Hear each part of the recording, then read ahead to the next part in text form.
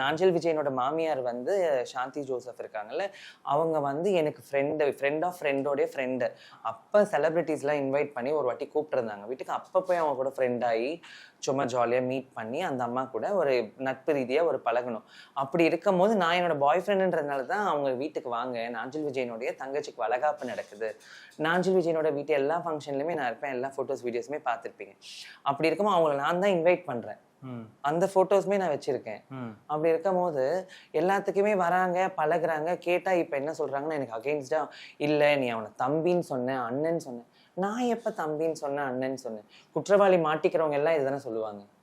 நாளைக்கு இதுதான் நாஞ்சில் விஜயனே நீங்க கமிஷனர் ஆஃபீஸ்ல யாரோ ரிப்போர்ட்டர் கால் பண்ணி, நாஞ்சில் விஜயன் சார் வைஷுன்னு வந்திருக்காங்க, விஜய் வைஷு தெரியுமான்னு கேட்டா தெரியலன்னு இருக்காரு. அப்ப அதுலயுமே நீங்க வந்துட்டு ஒரு ஃபால்ஸ் இது தெரிஞ்சிருக்கணும். உண்மையா இருக்கிறவங்க என்ன சொல்லணும், தெரியுங்க எதுக்கு வந்திருக்காங்கன்னு கேட்டிருந்தா அவர் மேல நானுமே ப்ரௌடா ஃபீல் பண்ணியிருப்பேன். எனக்கு தெரியாதுங்க, பழகுன ஒருத்தவங்களே வந்துட்டு தெரியாதுன்னா என்ன சொல்றது?